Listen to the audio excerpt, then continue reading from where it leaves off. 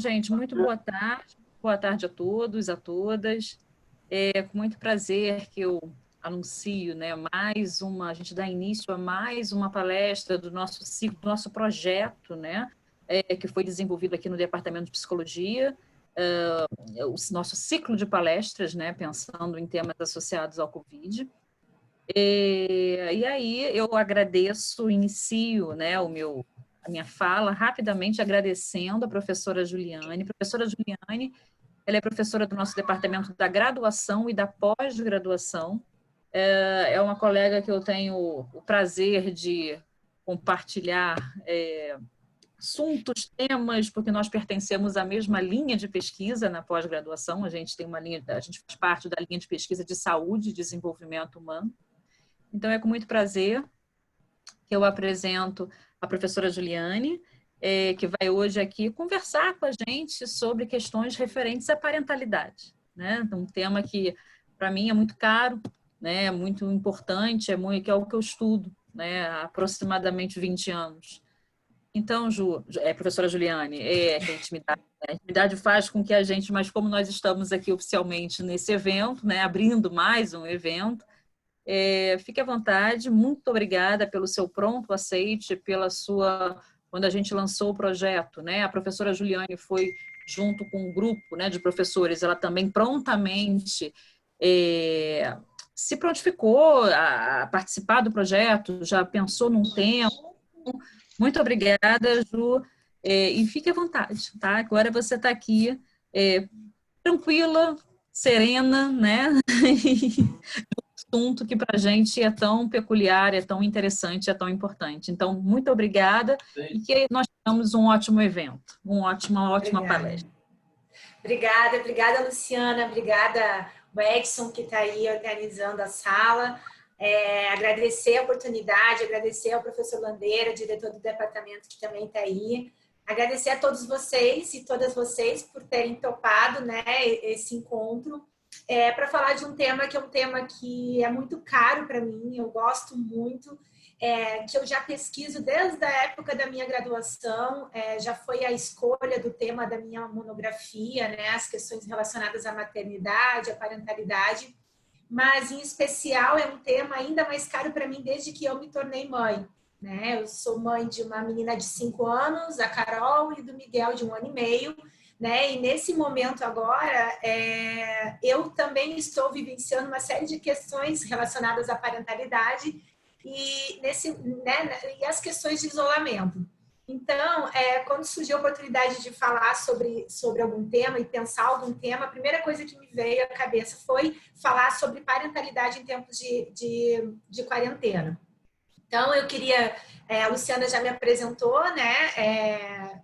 Muitas pessoas que estão aqui são meus alunos ou foram meus alunos. Eu reconheço aqui alguns colegas, né? Mas eu também sei que aqui tem muitos pais, muitas mães, né? Muitas pessoas que disseram que iam assistir a essa palestra lá no Instagram, né? Eu tenho um Instagram que eu mantenho contato, né, contínuo com pais, com mães, em que eu discuto um pouco de blog pessoal, discuto um pouco as questões das minhas vivências como mãe, questões relacionadas à parentalidade, à psicologia parental, que é o Pim Psi, e eu divulguei a live lá e muitas pessoas que acompanham lá disseram que iam assistir. Então, sejam todas bem-vindas e bem-vindos. Bom, eu costumo sempre fazer uma cola, né? Eu sempre escrevo, faço uma espécie de um roteiro quando eu vou fazer alguma apresentação. Então, eu fiz uma colinha que é para eu me regular, né? E falar o que é importante e não falar demais. Porque quem já foi meu aluno sabe que eu sou bastante tagarela. E eu tentei organizar mais ou menos um roteiro com base nas demandas que eu recebo dos pais e das mães com quem eu tenho contato, né, com quem eu interajo comumente. E eu vou tentar, sabendo que a gente tem aqui, né, um público bem diversificado, eu vou tentar usar uma linguagem bem clara, o mais acessível possível, né, para que essas informações elas façam sentido para todo mundo, independentemente da sua formação, já que nós estamos aqui falando de parentalidade, que é um tema de interesse comum.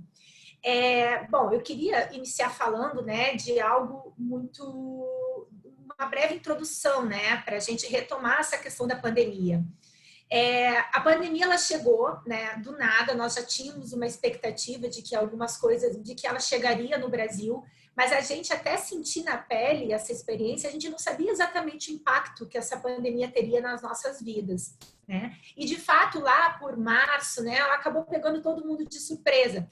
Né? Aquele problema que era um problema do outro, a gente ouvia falar da Itália, a gente ouvia falar da China, de repente chega aqui, né, e trazendo muita confusão, muito medo, até pânico, né, e uma necessidade imensa de adaptação muito rápida, né, tudo mudou de repente, né, eu digo por nós, por exemplo, professores, né, da universidade, na sexta-feira nós estávamos em aula e dando aula presencialmente, né, na segunda-feira estávamos todos nós tentando nos adaptar a uma nova realidade, uma nova rotina, né, de trabalho dentro de casa. Então, foi uma adaptação que todos nós tivemos que fazer, em alguma medida. Alguns com mais dificuldades e outros com menos, né? E assim como um estágio de luto, né? Quando a gente fala de luto, quando a gente perde uma pessoa querida, a gente perde um animalzinho que a gente ama, né? A gente passa por um processo de aceitação, de compreensão, de assimilação, né? Dessa perda. Nesse processo de pandemia, de isolamento, nós também estamos tendo que elaborar muitos lutos, né, diários. Então, a gente elabora o luto por não poder sair de casa, o luto por estar distante das pessoas que a gente ama, muitas pessoas elaborando o luto por não terem podido, compartilhar um evento, comemorar um casamento, né? Esses dias eu fazendo uma reunião com algumas gestantes, né? E elas falando de como elas estão tendo que lidar com o luto de não poder viver uma gestação tranquila, de não poder celebrar da forma que elas sempre sonharam o nascimento do bebê. Então, são pequenos lutos que nós estamos vivenciando. E a gente passou por vários processos até aqui, né? Desde aquela fase que eu digo assim, uma fase maníaca, né? Do tipo, vai ser ótimo, vou colocar minhas leituras em dia, vou começar a estudar francês, vou começar a pintar, vou voltar a fazer crochê. Eu sempre sonhei em tocar violão, a hora é agora. Então, a gente esteve numa fase assim de achar que ia ser um momento de muito aproveitamento, né? De um tempo, até uma fase em que a gente, né, passa pela fase da tristeza, né, muitas vezes de culpa porque a gente imaginava que deveria estar desempenhando papéis diferentes do que a gente está conseguindo desempenhar, culpa por não estar conseguindo fazer a ginástica todos os dias, culpa por estar ganhando peso, culpa por não estar comendo saudável. Então, a gente começa a pipocar, né, na internet um monte de dicas de como fazer as coisas, de como aproveitar a quarentena, né? Como se fosse algo simples de se fazer. A gente entra lá no Instagram, a gente olha, né, fotos de pessoas fazendo yoga de cabeça para baixo, tirando foto de prato com salada, os filhos maravilhosos fazendo artesanato, né? E a gente pensa, gente, que mundo é esse que essas pessoas vivem que é tão diferente do meu? E essa comparação social vai nos machucando. E a gente vai ficando triste, a gente vai ficando preocupado, culpado, e sintomas de ansiedade, de depressão, de estresse vão tomando conta, né? Em alguma medida, as pessoas, em maior ou menor grau, passam por esse tipo de situação. E aí agora a gente está no momento em que a gente, de certa forma, se adaptou a esse caos, né? A gente aceitou, a gente entendeu essa realidade. E agora a gente começa com um novo conflito, com uma nova preocupação sobre como vai ser quando isso tudo passar. Quando vai passar, como será a nossa vida quando tudo isso passar, como nós vamos gerenciar e adaptar as nossas demandas, as nossas rotinas, como vai ser o trabalho, como vai ser a escola dos filhos, né? Então, a gente está nesse momento agora, não só elaborando o luto, né, do que a gente não pode fazer, mas também preocupados com como a gente vai viver a vida daqui para frente. E no meio de tudo isso, né, surgem então muitas dificuldades novas. E essas dificuldades novas que vêm junto com a pandemia, como por exemplo as questões mais práticas, né? O desemprego, o isolamento, a saudade das pessoas que a gente ama, que a gente não pode encontrar, dificuldades financeiras, que a gente sabe que é uma realidade muito presente aqui no Brasil, né? A gente já vinha de um período de crise que se acentuou, muita preocupação com a nossa saúde, a preocupação com a saúde das pessoas que a gente ama, né? Dos nossos familiares, dos nossos amigos, somado ao acúmulo de tarefas, né? Então, se a gente já tinha muitas coisas para fazer antes, a gente tem muito mais coisas para fazer agora, né? Então, se antes a gente trabalhava fora, agora a gente trabalha em casa. Além de trabalhar em casa, a gente cuida da casa, a gente limpa, a gente faz comida, né? A gente limpa de novo, aí depois faz comida e limpa de novo, e aí no outro dia você acorda, você limpa e faz comida de novo, e aí você bota a mão na cabeça e pensa, gente, é um tipo de trabalho que parece que não acaba nunca. Quanto mais a gente faz, mais aparece coisas para fazer, coisas para limpar. E somado a isso, a gente teve que aprender a ser professor dos nossos filhos, né? E a gerenciar uma série de demandas que nós não estávamos preparados para gerenciar. Então, essas dificuldades novas, elas impactam bastante, né? Elas nos trazem sofrimentos, elas fazem a gente reavaliar uma série de questões na nossa vida. E ela também, essas questões, elas se somam a dificuldades que sempre existiram. Então, não existe ninguém que tenha entrado nesse período de pandemia com tudo 100% funcionando bem na sua vida, né? Então, as dificuldades que antes existiam e se somam agora às novas dificuldades da pandemia, elas vão se potencializando. Bom, então, se eu não tinha um bom relacionamento com meu esposo, com a minha esposa, né? Se eu não tinha um bom relacionamento com os meus filhos, isso se acentuou, né? Essas dificuldades se acentuaram nesse momento que estamos, a grande maioria das pessoas, né, confinadas, e mesmo aquelas que não estão totalmente isoladas, juntas, né, no mesmo ambiente, o convívio ele está mais intensificado, né? Então, por conta de tudo isso, as relações, elas foram muito impactadas em função dessa situação da pandemia, né? Principalmente as relações mais íntimas. E, por exemplo, o casamento, né?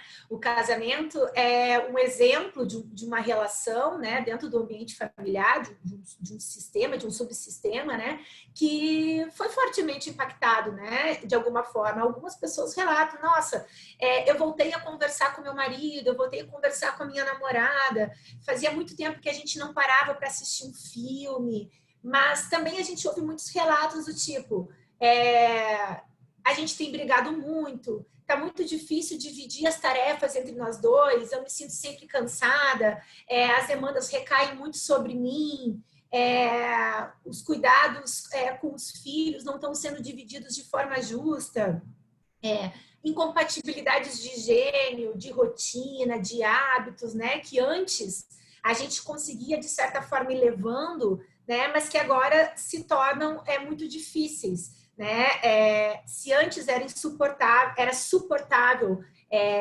determinados defeitos, determinadas dificuldades, né?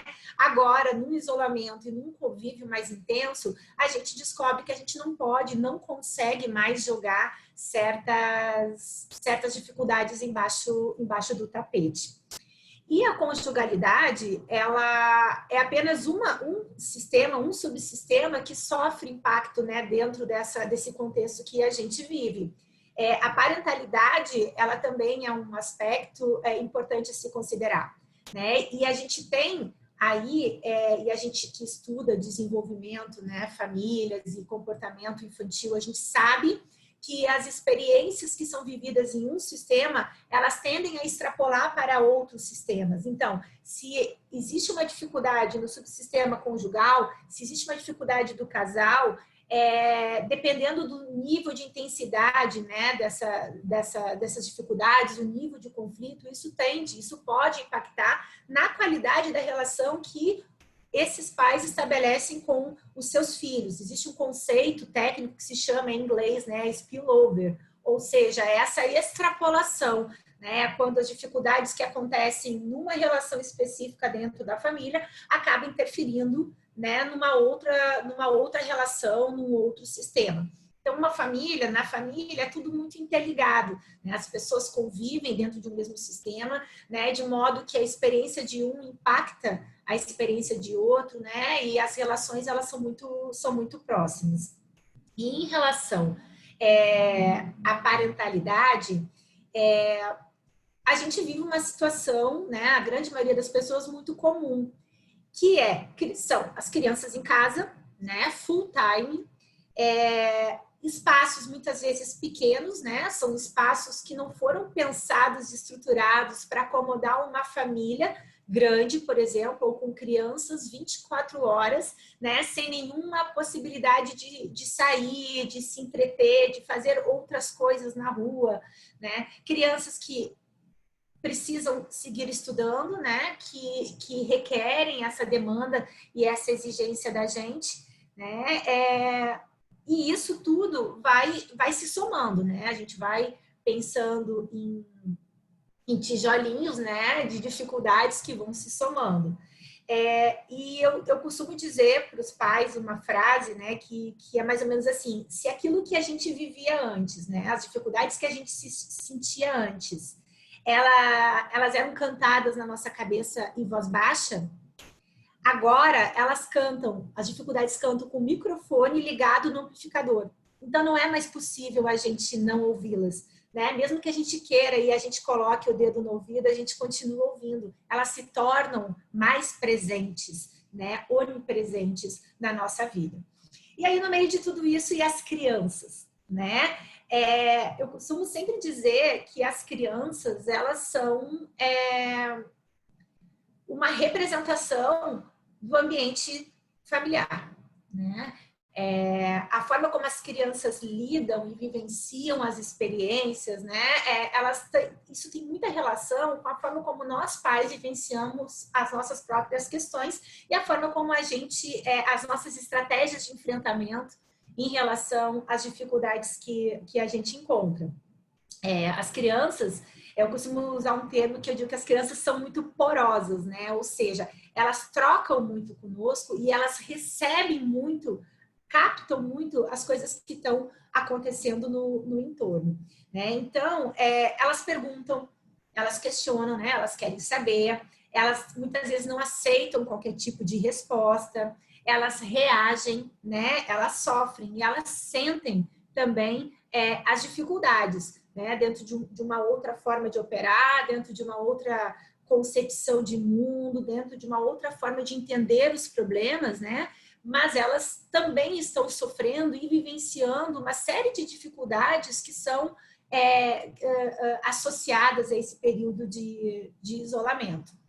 Eu tenho visto muitos pais se queixando, por exemplo, de que as crianças estão estressadas, né? As crianças estão muito estressadas. E aí eu pergunto, e vocês? Estão muito estressados? Aí as crianças estão muito desanimadas, né? Reclamando muito. E vocês, pais, estão reclamando muito?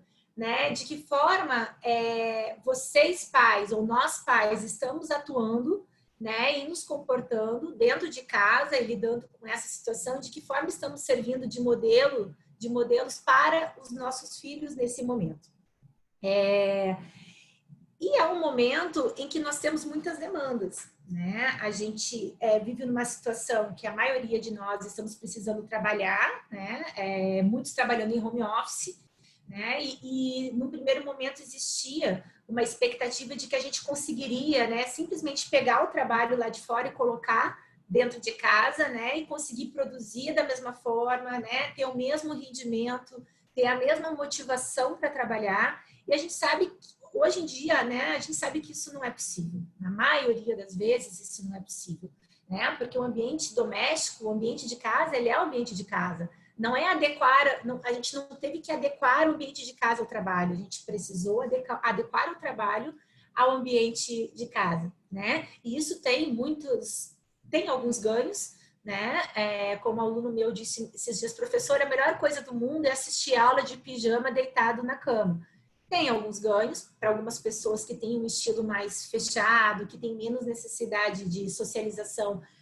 De repente isso foi mais positivo, mas tem pessoas que estão extremamente desestimuladas, desmotivadas, né? Repensando inclusive as suas próprias atividades, porque não tem a mesma motivação para trabalhar ou para estudar, né, dentro de casa, que precisam mais de socialização, precisam encontrar mais as pessoas, né? Precisam conversar, precisam vivenciar o ambiente externo, que não estão podendo fazer isso nesse momento.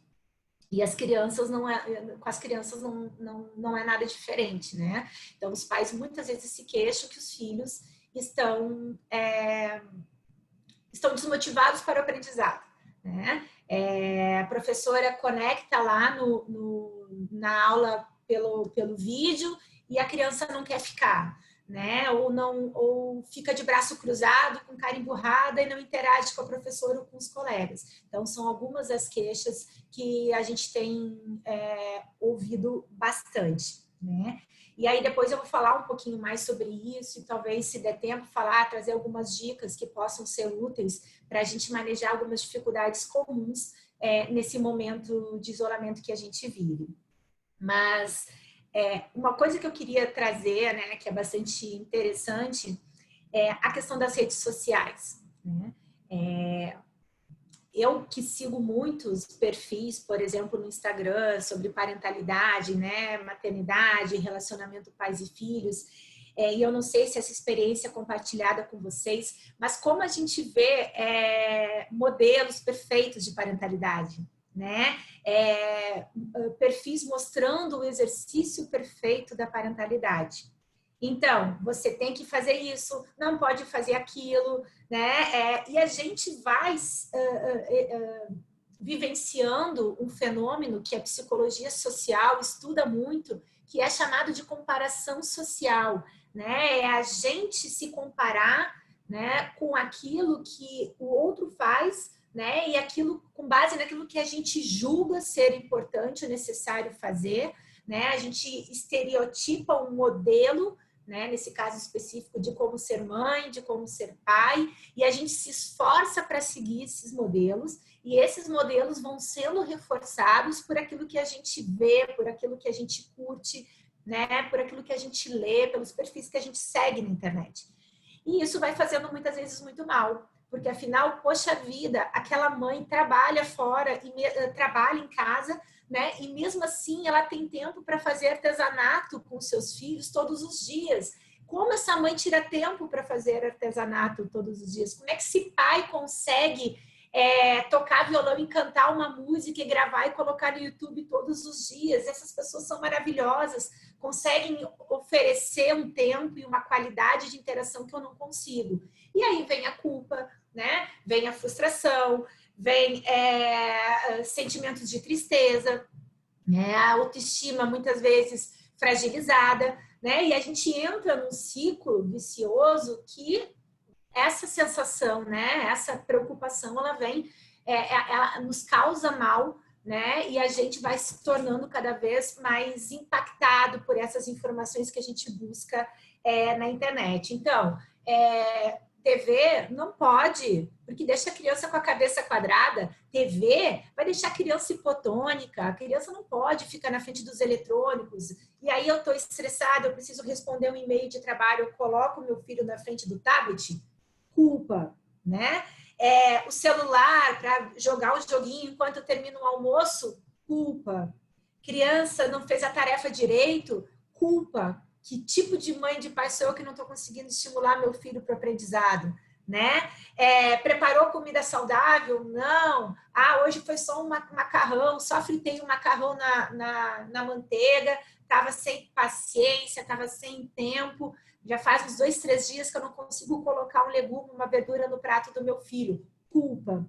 E assim, a gente vai minando, né, essa experiência, né, e essa relação que, pela própria experiência da pandemia, já é difícil.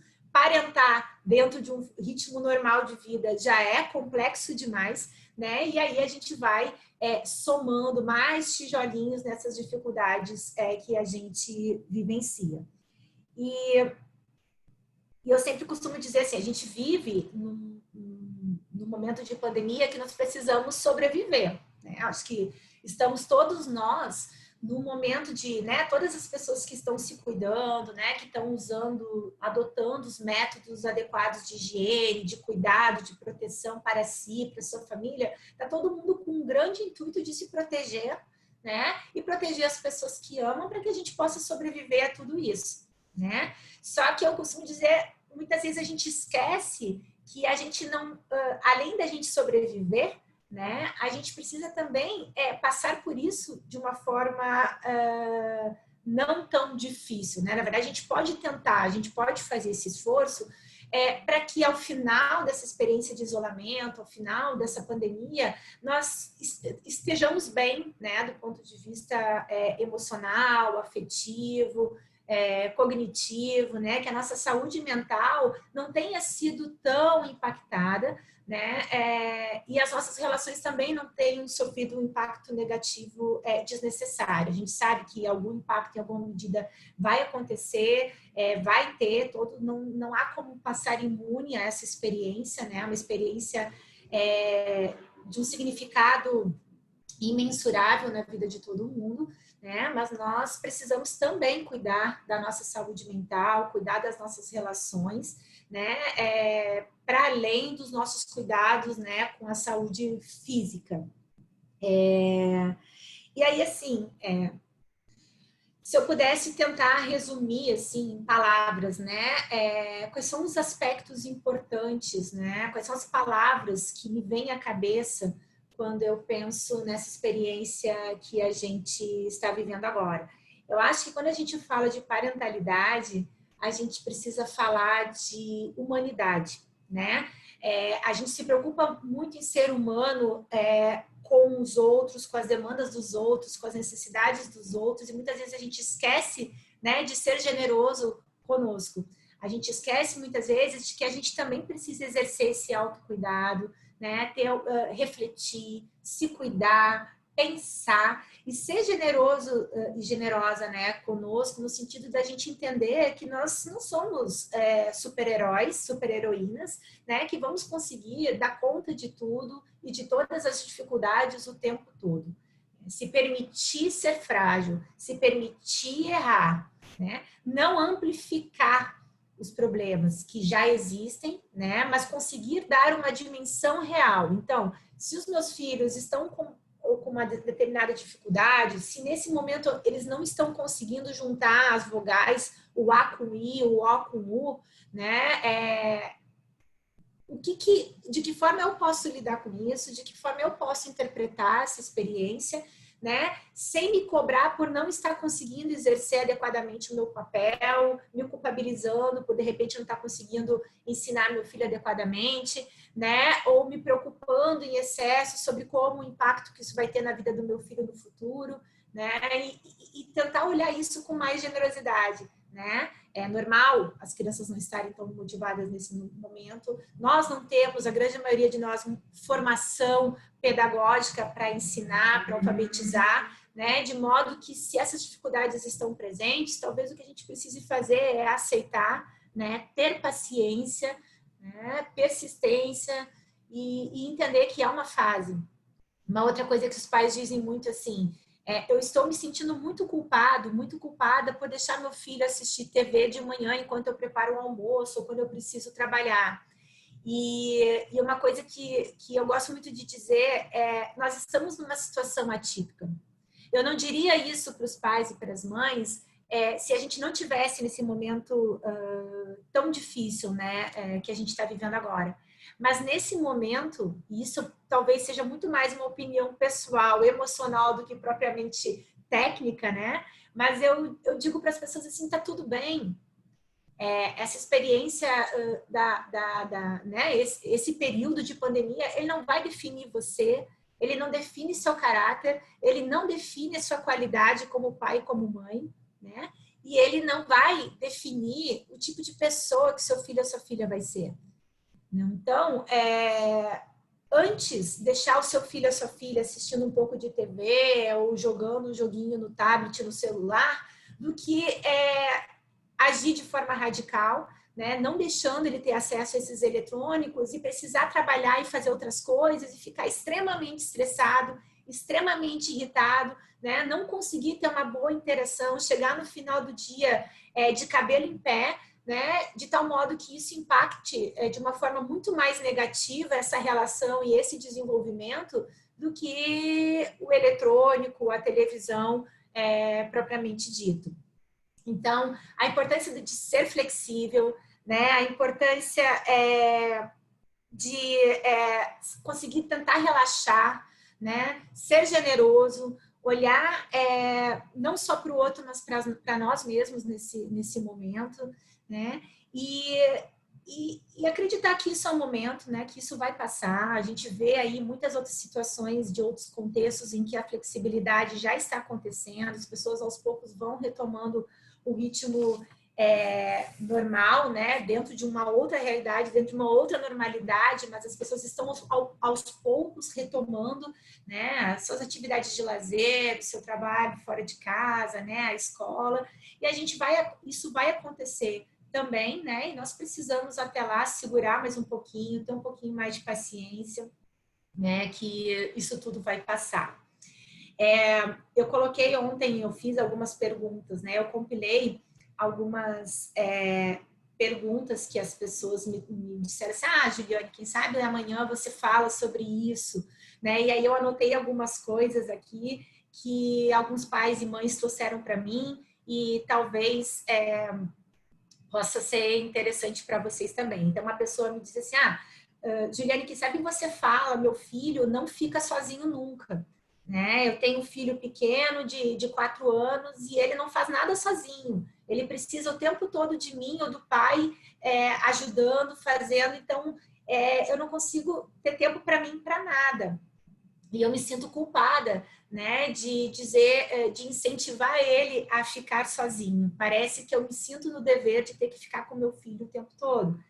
E eu fiquei pensando sobre isso, né? E esses tempos eu fiz uma outra live em que eu até comentei, quando a gente era criança, quando eu era criança, eu me lembro que nós tínhamos como crianças muito tempo para ficar sozinho, né? Eu lembro dos meus pais, a gente lembra dos pais adultos, do seu mundo de adultos, interagindo, conversando, fazendo suas coisas, e a gente, criança, tinha que se virar, a gente tinha que se divertir, a gente tinha que brincar, arrumar o que fazer, né? E hoje existe uma certa hipervigilância, né, dessas crianças. Então, a impressão que a gente tem como pais é que a gente tem que estar dando assistência o tempo todo, né? E não é só das coisas práticas, do tipo ajudar a comer, se vestir, né? Alcançar alguma coisa que a criança não consegue pegar, mas a impressão é que a gente tem que suprir essa demanda o tempo todo de interação.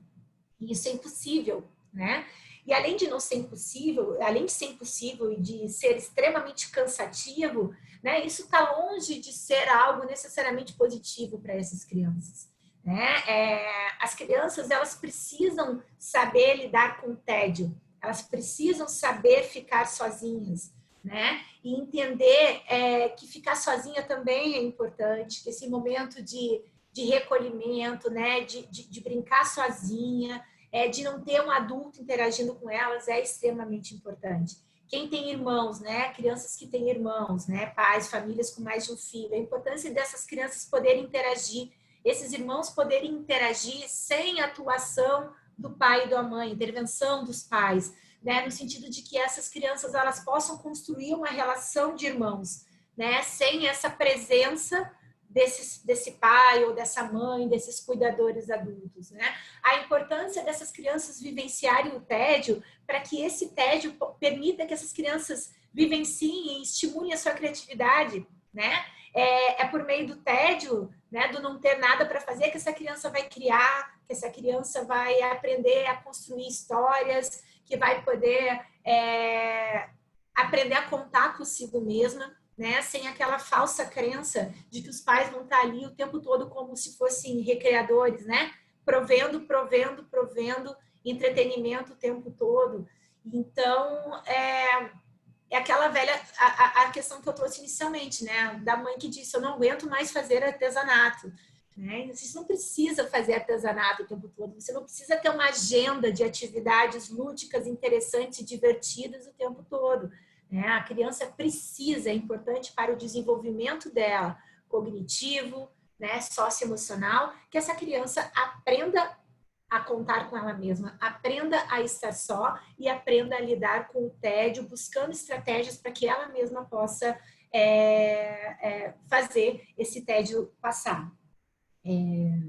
Uma outra questão importante é assim, eu não aguento mais brigar com os meus filhos, né? Eles fazem coisas erradas o tempo todo.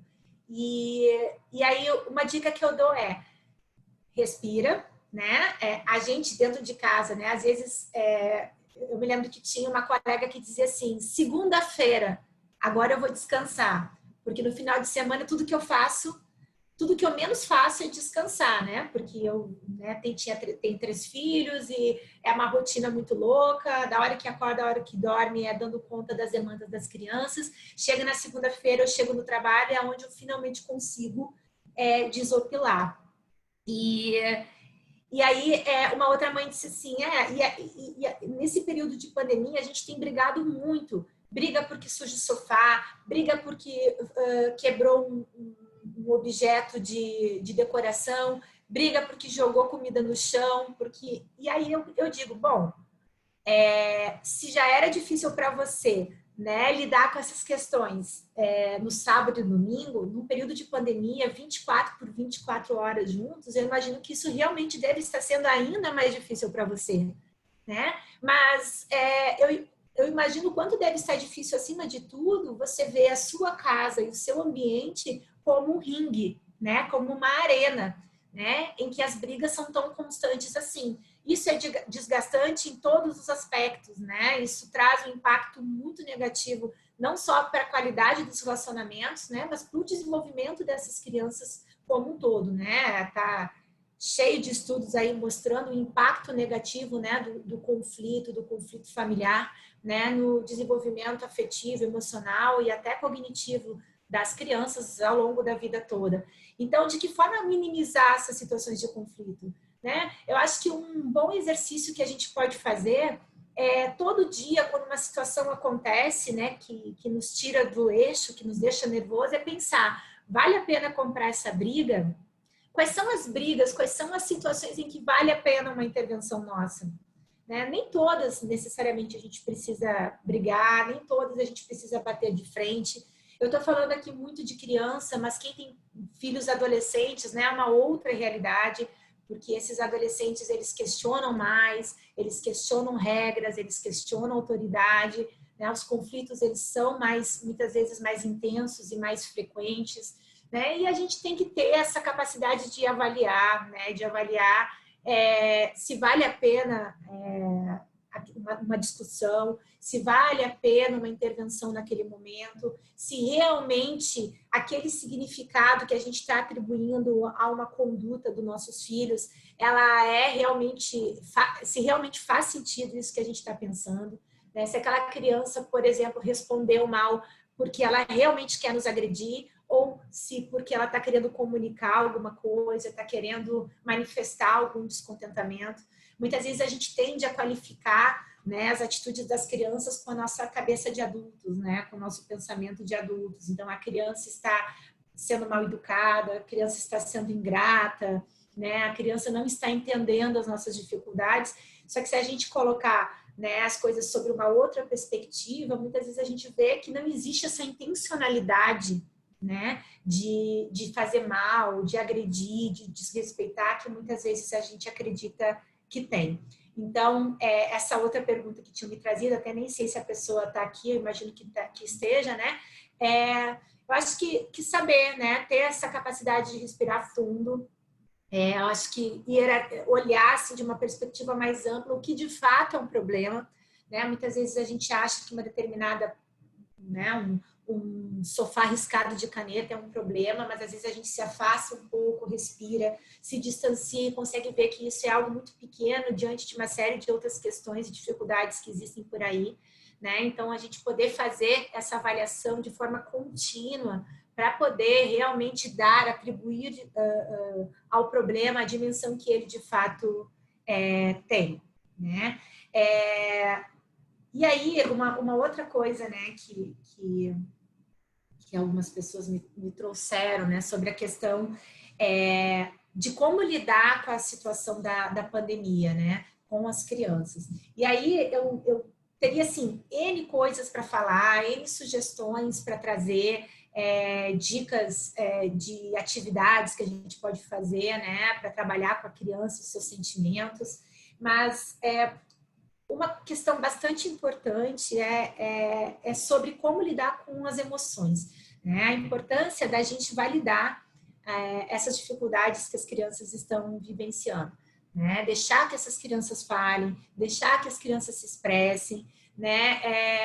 Validar esses sentimentos, validar essas emoções, porque muitas vezes a gente tende a superestimar as nossas dificuldades e subestimar as preocupações que as crianças estão tendo nesse momento. E elas também estão preocupadas, elas também estão sofrendo, né, ao seu modo, muitas vezes atribuindo significados bastante diferentes, né, para todas essas experiências, mas elas também sofrem, né? Então, poder exercer a escuta, se colocar diante da criança de forma empática, dizer para a criança que a gente entende, né? Pedir para que essa criança fale sobre como ela está se sentindo, poder dar espaço para que essas dificuldades sejam comunicadas.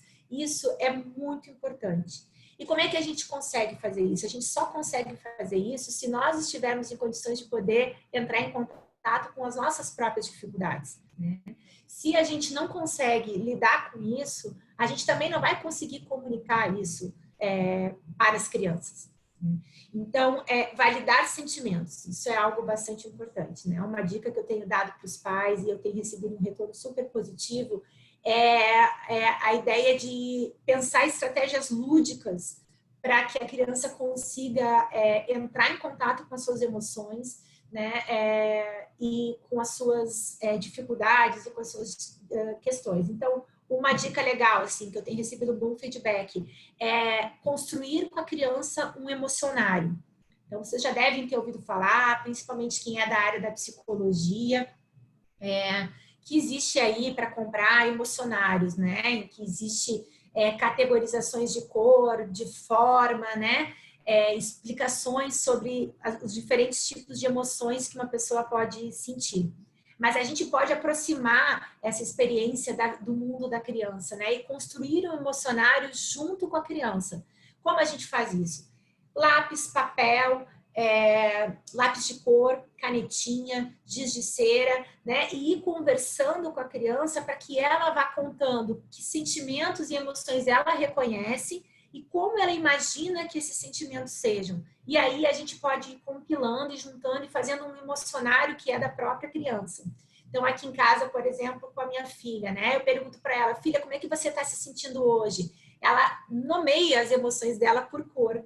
Ah, hoje eu estou triste, então hoje eu acho que eu estou azul, eu estou cinza, eu estou cor de rosa, né? Então, ela, né, na cabecinha dela, ela escolheu atribuir cores aos sentimentos e às emoções, né? Então, a gente trabalha dentro dessa perspectiva de cor. E existem outras formas de fazer. E assim a criança ela vai construindo junto com você, é um trabalho conjunto, né? Extremamente interativo, em que vocês vão dialogando, a criança vai falando sobre como ela está se sentindo diante de tudo, né? E ela vai se reconhecendo, né? Por meio desse material gráfico que ela vai produzindo. Uma outra dica, né? Criança, ela precisa de rotina, mas não é a rotina naquele sentido massacrante, né? Todo dia fazendo as mesmas coisas dos mesmos horários e do mesmo jeito, né? Não dessa forma rígida, mas a ideia de rotina como uma organização do dia, né? Se a gente for parar para pensar, antes a criança acordava, tomava café, tomava banho, ia para a escola, almoçava, ela tinha horários para cada atividade. Isso ajudava essas crianças a se autorregularem, né? Então, é importante também nesse momento, na medida do possível e da realidade de cada família, a gente poder organizar esse dia, né, da criança, para que ela entenda que existe horário para dormir, que existe horário para jantar, almoçar, para tomar o café da manhã, que existe o horário da lição, né, e existe também o dia de semana, o final de semana, né, isso costuma ajudar bastante. E aí uma outra dica que é bacana fazer com a criança uma espécie de um planner, né, ou um calendário semanal. A gente fez essa experiência aqui em casa, foi bem bacana, a gente montou um planner, né, e a gente recortou várias figurinhas indicando cada uma das coisas que a gente faz durante o dia. Então, uma escova de dente, um pratinho de comida, um livrinho para indicar a hora da escola. Então, de segunda a domingo, quais são as atividades que a criança faz? né? Então, isso também é uma estratégia lúdica de poder conversar sobre essa nova rotina que as crianças estão precisando viver. E aí, bom, gente, eu ficaria aqui assim, eu sei que tem que ter espaço para perguntas, né? A Amanda já está aí, eu acho que compilando algumas perguntas. Eu teria muitas outras dicas para dar sobre algumas estratégias para homeschooling, né? Para como preparar a criança para o aprendizado, né? Mais do que ensinar nesse momento, estimular esse interesse por continuar aprendendo. Algumas estratégias de como lidar com a questão do home office, né? E crianças, como lidar com as questões do luto, né? Do luto nesse momento, como conversar sobre o luto com crianças. E, bom, né? Eu acho que meu tempo já esgotou. Não sei, Edson, me diga se eu já falei demais. Viu? Se eu não tivesse feito colinha, teria, sabe-se lá como teria conseguido organizar meu pensamento. Mas é um tema que eu gosto muito, eu tenho muita paixão por falar sobre isso. E por mim eu ficaria aqui mais 1 hora, 2 horas falando com vocês. Mas eu tenho certeza que a gente vai ter outras oportunidades também. O nosso departamento está muito engajado no sentido de poder prover encontros como esses, né, que são importantes para todos nós. E eu fico à disposição agora para as perguntas, tá? E quem quiser conversar, interagir mais, pode... acho que a Amanda já colocou ali os meus contatos, eu fico à disposição de vocês agora. Juliane, parabéns aí pela sua palestra. Eu fiquei super aliviado, mas, de fato, as perguntas elas estão no chat. Dá uma olhadinha. Mas eu pedi para a Amanda, que é minha mestranda, que ela fizesse uma compilação para... Tá ótimo. Ok, eu não sabia disso. Então, você já está à frente de mim. Ótimo, super organizado. Dá para ver pelas suas dicas. Não, eu tenho várias outras, gente. Tá bom. Eu entendi Amanda, também que você vai continuar depois no seu YouTube, não é isso? Na verdade, essa palestra ela vai ser disponibilizada no YouTube, tá, gente? Isso. Então, na página do nosso departamento vai ficar disponibilizado, tá? E eu também vou compartilhar essas informações em outros canais. A Amanda colocou aqui no chat, né, alguns contatos, e aí vocês podem seguir e a gente segue trocando. Mas a gente vai ter outras oportunidades também aqui, né, Landeira, né, Luciana, para a gente poder conversar. Amanda, perguntas? Oi, professora. Oi. Então, a Vanessa perguntou, você falou agora há pouco sobre o ensino à distância, né? E ela perguntou como lidar com essas dificuldades do ensino. Ela falou da experiência dela, acredito que seja o filho dela, que tem 8 anos, que ele estuda numa rede privada, mas que tem algumas dificuldades quanto a, acredito eu, que seja na questão do acesso mesmo, né, à informação, ao ensino online, né, que é super diferente. Aí ela perguntou se deve insistir para que ele consiga entender, né, as aulas, ou se ela deixa ele estudar da forma que ele se entende melhor. E ela falou que o ensino online está sendo bem complicado. Eu acho que de tantas questões, de tantas dificuldades, uma das que mais se salientam é essa questão do ensino. Se tem alguém aqui nessa sala que está lidando com isso numa boa, erga a mão, né? Porque a gente realmente tem encontrado muitas dificuldades, tanto do ponto de vista logístico, né? Como a questão da falta de estrutura, né? Para poder... A gente tem ouvido histórias, assim, de pessoas que não têm acesso à internet, pessoas que não têm acesso a celular, a computador, né? Até questões mais de ordem... de formação, de conhecimento, né, de características pessoais. Tem pessoas que não sabem. Esses dias uma mãe me disse, nossa, eu falava A com I, aí a criança dizia, não conseguia. Eu falava A com I de novo. Aí chegou uma hora que eu fiquei tão nervosa que eu joguei tudo e deixei a criança sozinha porque eu fiquei estressada. Então, assim, as pessoas, a gente não tem formação, muitas vezes não tem recursos, às vezes a gente fica muito ansioso, muito preocupado, porque a gente quer que a criança aprenda. E a gente se preocupa em relação ao impacto que isso vai ter lá na frente, quando a criança retomar, né, as atividades escolares formais. Mas, assim, acho que isso varia muito de família para família, varia muito de estilo. Eu acho que nenhuma escola, no mundo todo, não existe escola que estivesse preparada para lidar com essas dificuldades. E a gente vê, hoje em dia, que mesmo as escolas que estão mais preparadas, mesmo assim, as dificuldades existem, né? E o que eu posso dizer, assim, de ser um aconselhamento, não sei, é que nesse momento a gente também pode flexibilizar, né, esse desempenho. Como eu falei, se para a gente é difícil adequar a nossa realidade de trabalho a uma situação de home office, adequar o aprendizado da criança a uma situação de homeschooling, né, de escola em casa, também é difícil. E até porque não houve um planejamento pedagógico para isso, né? Tudo foi feito assim, as pessoas aprendendo a pilotar o avião com o avião em voo. E aí, nesse sentido, eu acho que mais importante do que querer que a criança aprenda nesse momento é manter a criança estimulada para aprender. Mais importante do que aprender é a prontidão para o aprendizado. É estimular nessa criança a curiosidade por querer saber, continuar querendo conhecer, aprender coisas novas. E não necessariamente vai ser a escola que vai fornecer, que vai prover, né, essa prontidão, que vai fomentar esse interesse. É dentro de casa, né? Às vezes eu costumo dizer, esses dias eu vim com a minha filha para o computador e a gente entrou no Google Maps e a gente começou a passear pelo planeta. Desde então, ela sempre me diz, mãe, vamos passear no nosso planetinha hoje? E aí a gente vai, aí eu começo a mostrar para ela o que é terra, o que é água. Aí ela perguntou esses dias, mãe, de onde veio o coronavírus? Aí a gente foi lá na China. Aí ela pediu para entrar na China, né? Lá com o bonequinho, vamos entrar na China para ver como é que é. Aí a gente não conseguiu.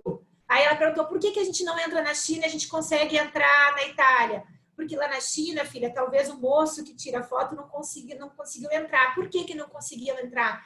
Ah, porque de repente lá o presidente, ele é um pouco mais complicado, ele não deixa, não gosta que as pessoas filmem o país dele, né? Então, eu vou conversando com ela e mostrando realidades, culturas, né? Tudo pelo Google Maps. Então, a gente não precisa de nada muito elaborado, a gente não precisa de recursos maravilhosos, as melhores apostilas, né? Porque nesse momento está difícil para todo mundo e a gente vai adaptando. Se a gente conseguir, ao final dessa experiência, fazer com que essas crianças continuem gostando de saber mais, de aprender coisas novas, com certeza, no meu ponto de vista, essa experiência de aprendizado foi um grande sucesso.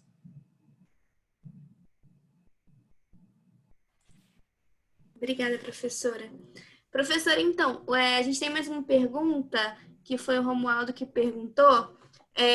Ele perguntou, eu acredito que seja sobre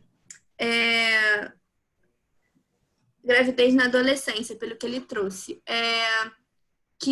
Como que um adolescente terá condições de assumir a identidade de ser pai ou mãe, mesmo estando numa etapa tão de desenvolvimento, né, de crescimento. Eu acho que é isso que ele perguntou. No geral, dei uma pensada aqui. E eu acho também legal falar sobre questão dos adolescentes também, né, nesse período de quarentena, né, em geral. Na verdade, essa questão da gravidez da adolescência é uma questão muito discutida, né, porque a gente sabe que, em termos de desenvolvimento, do ponto de vista não só físico, né, mas emocional, cognitivo, né, e das próprias experiências de vida, a adolescência ela é um momento em que uma série de outras experiências acontecem, né, e que o impacto da gestação, de uma gravidez, né, dos cuidados de uma criança, não necessariamente são positivos. Mas eu tenho muito cuidado assim, na forma de avaliar, de interpretar essas experiências, porque não necessariamente a experiência da maternidade ela vai ser ruim porque a mãe é muito jovem ou porque o pai é muito jovem. Né? Acho que existe uma série de variáveis, de questões aí que podem atuar né, como fatores de proteção diante de uma situação de uma gravidez precoce, né, de uma gravidez na adolescência. Então, o que a gente vê, se você tem, por exemplo, uma boa rede de apoio, se você tem pessoas com quem você possa contar, se você tem acesso à assistência e saúde, né, se você tem a possibilidade de continuar os seus estudos, porque você conta com quem lhe ajude, tanto do ponto de vista financeiro, quanto também do cuidado com a criança, né? Se você tem essa rede, se você conta com esses fatores de proteção, você tende a passar por essa fase, por esse momento e vivenciar a sua vida, o seu ciclo, né, de vida de uma forma mais tranquila, sem tantos desfechos negativos, sem tantos impactos, entre aspas, negativos, né? Então, olhar a gravidez na adolescência isoladamente é bastante complicado, porque eu conheço mães que tiveram filhos jovens e que, mesmo com todas as dificuldades, conseguiram estudar, conseguiram se formar, conseguiram ter uma vida plena, né? Agora sim, se a gente for para pensar em termos do ideal, né? Se é que existe um ideal, o ideal é a pessoa poder escolher o momento que ela quer ter filho e escolha, né? E que essa escolha seja de fato genuína dela e ela consiga fazer essa escolha sem abrir mão de outras questões e outros aspectos que são importantes para a sua vida, né? E agora, a pergunta mais pontual, né? Como essa pessoa vai fazer, né, em sendo mãe adolescente, pai adolescente, como essa pessoa vai fazer para vivenciar essa parentalidade, eu acho que vai depender de todos esses fatores, né, que não são só individuais, né, mas que são, acima de tudo, contextuais. Eu acho que existe uma palavra-chave, um termo que para mim, ele é crucial quando se fala de parentalidade, que é rede de apoio. Se você tem rede de apoio, você passa por qualquer evento de vida adverso de uma forma muito mais tranquila. E quando eu estou falando de rede de apoio, eu não estou falando só do pai, né, da família, né, das pessoas próximas dentro desse microsistema que pode te ajudar, mas eu estou falando das instituições, eu estou falando das políticas públicas, né, eu estou falando de uma série de outras questões, uma perspectiva mais macro, que precisam atuar, né, para que essa experiência ela seja o mais positiva possível. E em relação a esse complemento, né, da questão da adolescência, né, geralmente eu acabei que direcionei minha fala mais para questões da família, né, da infância, mas a adolescência, talvez, assim, o que eu tenho percebido é que os pais de filhos adolescentes estão passando por mais dificuldades do que as crianças menores, né, do que quem tem filhos pequenos. Por quê? Porque as crianças pequenas, quando os pais explicam, né, os pais por serem referências, né, de mundo para essas crianças, se os pais dizem que essas crianças, por exemplo, elas não podem descer para o play, para o parquinho, as crianças podem até não gostar, mas elas aceitam, né? Essa figura de autoridade desses pais, ela é menos questionada do que no caso dos adolescentes, né? É uma realidade bastante diferente em que o confronto ele é mais frequente, né? Justamente porque esses adolescentes eles questionam mais. Tá, mas por que eu não posso sair? Por que lá na casa do fulaninho já pode ir para a praia e eu não posso, né? E aí eu costumo dizer, né, que a gente poder pensar assim, poder montar com esses adolescentes uma agenda positiva, né? De não só falar sobre aquilo que não está bom, sobre aquilo que não pode, sobre aquilo que está errado, mas pensar sobre questões positivas, né? Estar aberto ao diálogo e nesse diálogo poder pensar questões importantes, como, por exemplo, a empatia, né? A importância de nós, por exemplo, nos cuidarmos, nós ficarmos em casa, porque nós temos não só que cuidar da gente mesmo, mas também do outro, né? Estimular nele essa capacidade de se colocar no lugar do outro, né? Conversar sobre compaixão, né? E também dar espaço para que eles possam falar, né? Dizer de que forma isso está batendo neles, né? Quais são as principais dificuldades que eles estão vivenciando nesse momento, né? E como família, de que forma a gente pode se ajudar, né? Para que essas dificuldades possam ser enfrentadas de uma forma mais positiva, né? Eu acho que poder entender esse adolescente como parte dessa família, que ele não é o problema nessa família, né? Mas ele é parte dessa família e juntos todos, né?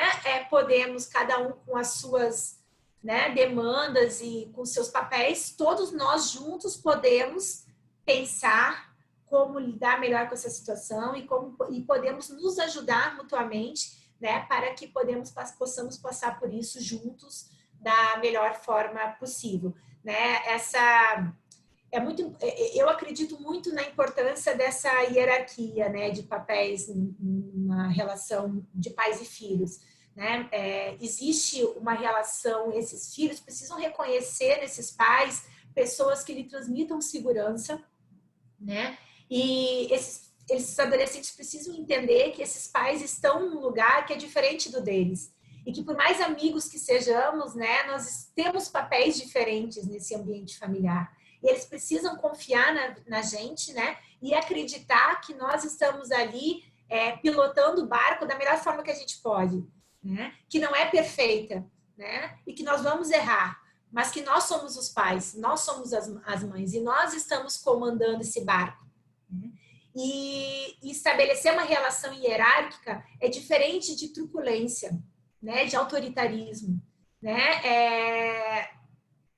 Mostrar que estamos comandando o barco, mas que há espaço para diálogo, há espaço para escuta, que as opiniões de todos são levadas em consideração, né? Que está todo mundo fazendo o possível para que todo mundo fique o melhor possível. Acho que dentro desse clima, né, eu acho que a gente consegue lidar com as coisas da melhor forma. Obrigada, professora. A gente tem pessoas também perguntando se você poderia dar dicas de home office com crianças em casa, de como lidar melhor com o home office e também com o ensino à distância, visto que tem muitas mães e pais fazendo faculdade também. E lidando com essas questões, né, de ter crianças pequenas, tem pessoas falando que tem adolescentes em casa e tem idosos, assim como você falou no início, sobre que essas dificuldades são potencializadas pela quarentena, né? Então, não sei se você tem alguma dica aí para dar de home office. Bom, são muitas coisas numa pergunta só, né? Então, se eu deixar alguma coisa escapar, você retorna. Olha, gente, eu acho que o primeiro ponto como eu falei lá no começo, né? É olhar para tudo isso de forma generosa.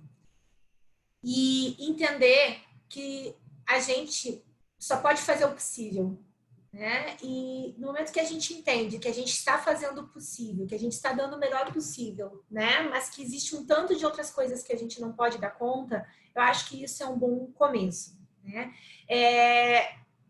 Certamente, nem todas as instituições são sensíveis dessa forma, nem todos os chefes, né, e patrões da vida fora estão sabendo lidar com humanidade, né, nesse momento, mas entender que tudo mudou, né, e que a gente precisa se adaptar a essa nova rotina é extremamente necessário. Você não tem como eu falei lá no começo, não é pegar o trabalho que você fazia lá fora e trazer para dentro de casa e acreditar que vai ser tudo feito do mesmo jeito, né? Você está adaptando o trabalho à realidade da sua casa, né? E você está fazendo da melhor forma que você pode.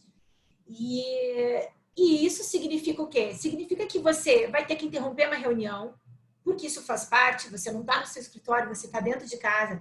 Vai ter momentos em que você vai estar trabalhando e você vai parar o que você está fazendo. Vai ter momentos que você vai atrasar uma resposta de e-mail. Então, as instituições, elas têm um papel muito importante no sentido de poder acolher essas demandas, né? E juntos, como instituições, pensar em quais estratégias adotar para que esse trabalho seja feito de forma qualificada, né? Mas que as pessoas consigam exercer as suas funções sem se massacrarem, sem um nível de sofrimento emocional desnecessário, né? E eu acho que a gente, individualmente, né, e a gente vê que nem sempre as políticas públicas são favoráveis, né, a essas questões de direitos, né, trabalhistas, enfim, mas nós individualmente também podemos fazer o nosso papel de forma mais assertiva, no sentido de a gente também saber se posicionar, né, e colocar as nossas dificuldades, colocar as nossas demandas, negociar, né, flexibilizações em relação ao horário, em relação a prazos, né, nós como professores, nós discutimos isso incessantemente, né, de como tornar esse ambiente de aprendizado EAD de forma mais humana.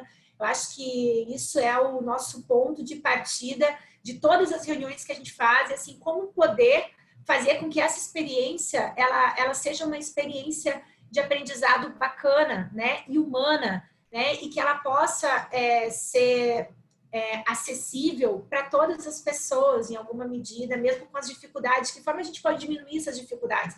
Então, existe uma preocupação institucional, né? E nós também precisamos cobrar, da mesma forma que os alunos questionam, nós, como pais, questionamos a forma como as escolas estão lidando com o aprendizado das crianças. Acho que todos nós podemos também nos colocarmos nesse papel mais assertivo em relação àquilo que é preciso fazer e aquilo que nós podemos fazer. E outra coisa, se a criança passa aqui atrás, né, se você tá, de repente, esses dias eu estava dando uma aula e a minha filha chamou pedindo para... Ela tinha ido no banheiro e disse, mãe, acabei, o que eu vou fazer? Eu tive que pedir licença e dizer, a minha filha está precisando de mim agora, e eu tive que ir até lá, né? E as pessoas precisam entender que isso tudo faz parte desse momento que a gente vive, né? As crianças transitando, né? A buzina do lado de fora, o barulho do vizinho, isso tudo faz parte dessa nova realidade e tá tudo bem ser assim. Acho que se a gente flexibilizar, se a gente for mais humano também de entender essa nova configuração, talvez a gente também consiga ser mais leve para lidar com essa nova rotina. Obrigada, professora. Acho que a gente tem tempo para mais uma pergunta? Não sei. Não sei. Claro, lógico, pode. Enfim, enquanto a Juliane aguentar, se houver público, estamos aí. Então tá, professora. Tem uma pergunta aqui sobre o vício em eletrônicos, né? No isolamento das crianças que veem esses jogos como fuga dessa falta do que fazer, né? Então, acho que a pergunta é meio como lidar com essa facilidade dos eletrônicos, né? Lançar a mão, assim como você falou, que às vezes é importante a gente também abraçar isso um pouco, né? Para que também as crianças possam se sentir acolhidas e os pais também possam realizar suas tarefas, mas como lidar com essa questão do eletrônico ser a única saída para o tédio? É um assunto bem espinhoso, né? Porque eu fico aqui num duplo papel, né? Eu sempre quando alguém me faz uma pergunta, eu penso, eu falo como mãe, falo como psicóloga, sobre as duas, como é que eu junto as duas coisas, né?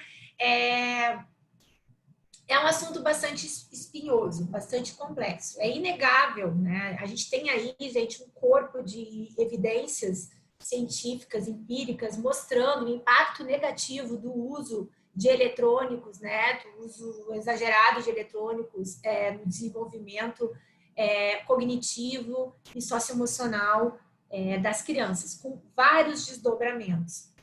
E que esse impacto ele é mediado por outras questões, né? E a gente tem também a questão da idade, se considerar que quanto mais nova a criança for, estiver exposta aos eletrônicos e quanto maior for esse tempo, tende a ser mais nocivo para o seu desenvolvimento.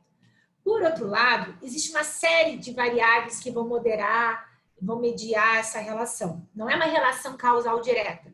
Ficou tantas horas na internet, o resultado necessariamente é esse.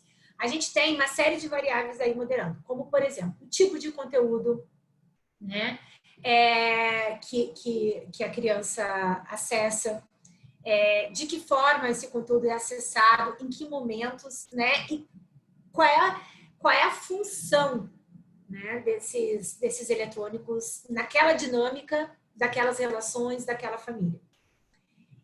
quando eu disse lá no começo, né, de que determinados padrões já existiam e eles são potencializados, né, determinadas dificuldades já aconteciam e que agora são potencializadas, e determinados comportamentos já estavam presentes naquela dinâmica familiar e agora, numa situação de quarentena, esses comportamentos se tornam mais perceptíveis ou são acentuados, são amplificados. Bom, não era incomum a gente ir num restaurante, né, e a gente ver numa mesa 3 crianças sentadas no meio de adultos, cada uma no seu celular jogando, com zero interação com as outras pessoas da mesa. Então, muito provavelmente, essa família, né, que já colocava, cujo eletrônico já tinha um papel ali central, né, nessa convivência, isso não vai ser diferente agora. Provavelmente são aquelas crianças que vão provavelmente estar mais conectadas também nesse momento de pandemia. E outra coisa, essas crianças que muito provavelmente eram aquelas crianças que ficavam mais tempo na internet, no tablet, no videogame, também são aquelas crianças que desenvolveram menos estratégias para buscar, para se entreter, para se divertir de outras formas. Então, essa criança desenvolveu um script de que ela pensa, bom, estou entediada, não tenho nada para fazer, qual é a minha única forma de diversão? É um jogo é o videogame, por exemplo. Né? Então, você exigir que essa criança agora, numa situação de isolamento, em que ela nem sair de casa, ela sai, não tem mais escola, não tem mais os amigos da rua, não tem mais o parquinho, não tem mais o play. Você exigir que essa criança, nas horas vagas em casa, que ficava na internet, agora exigir que ela não fique, é um pouco complicado. Então, o que eu costumo dizer é isso, assim, as crianças elas, que estão hiperconectadas, a maioria delas já vem numa rotina de serem hiperconectadas. Muitas vezes porque os pais também são hiperconectados, né? E acaba que nessa dinâmica familiar, né, tá todo mundo ali nas suas pequenas fugas, né? Ou na internet, no YouTube, ou no WhatsApp, ou maratonando série no Netflix, né? Quantos e quantos casais me reportam que preferem ficar juntos vendo série do que ficar juntos conversando? Porque no momento que eu estou junto com meu esposo, com a minha esposa, com meu namorado, enfim, com meu parceiro, minha parceira, vendo, maratonando série, eu estou do lado dele, mas eu não estou interagindo. A televisão está mediando a nossa relação ali, né? Não é uma relação não é uma comunicação direta. Então, esses recursos, eles estão a serviço de alguma coisa. Então, eu acho que isso é uma reflexão que cada pai, cada mãe precisa fazer. Qual é o papel que o eletrônico faz na minha família? A serviço de que está o celular na minha casa? E, a partir disso, pensar em como flexibilizar, como estabelecer limites, mas para isso poder ser efetivo e para qualquer limite, qualquer negociação fazer sentido, inclusive para a criança, ela precisa fazer sentido para os pais. Para fazer sentido para os pais, é preciso entender o sentido, o significado que esses eletrônicos estão tendo na família de cada um. Obrigada, professora. Eu acho que me falaram aqui que nosso tempo é só até 6h30. Então, só mais uma última perguntinha. Se você pode dar alguma dica de livro sobre parentalidade. Eu falei aqui nos comentários, dei a dica sobre comunicação não violenta, que é como falar para seu filho ouvir e como ouvir para seu filho falar. Não é específico de psicologia, mas é legal. Eu queria saber de você, se você tem alguma dica boa pra gente. Olha, gente, eu tenho muitas dicas, mas agora nesse momento eu não lembro nenhuma específica. Mas assim, hoje em dia a gente tem recursos lúdicos e tem livros diversos para trabalhar todos os tipos de tema, né? Tem livros para trabalhar questões de luto. A gente tem uma coleção, que agora eu estou tentando me lembrar, né? A gente tem uma coleção muito bacana que fala sobre gratidão, gratidão, amor. Então, é uma série em que cada um desses volumes eles trabalham com com algumas questões específicas. Então, por que eu sou grato? Por que é importante ser grato? Aí outro volume é o que é o amor? Por que é importante ser o amor, né? Existe uma outra coleção que fala o que fazer se alguém morre, o que fazer quando alguém não está bem, o que fazer se você está muito preocupado. Agora sim, gente, de cabeça agora, eu não lembro de nenhum título. Eu sou péssima com título de qualquer coisa. Mas eu vou ter o maior prazer de poder trocar com vocês algumas dicas, tanto de livros que a gente tem aqui em casa, que eu já li, como existe um livro, por exemplo, eu gosto muito de literatura, e aqui em casa eu acabo lendo muito mais, usando muito mais livros de literatura que discutem alguns temas de forma indireta do que livros que são específicos desenvolvidos para trabalhar em psicoterapia. Então, por exemplo, tem um livro que foi escrito por um autor japonês e que foi premiado, que é muito legal, que o nome é O Chapéu de Mila. O Chapéu de Mila. E ele conta a história de uma criança que não tinha dinheiro para comprar um chapéu, e aí o vendedor cria um chapéu imaginário na cabeça dela, né, para que ela possa voltar para casa com aquele chapéu. Então, ela não tinha dinheiro, ela deu um dinheiro imaginário, e o vendedor deu um chapéu imaginário para ela, e ela vai para casa com aquele chapéu imaginário.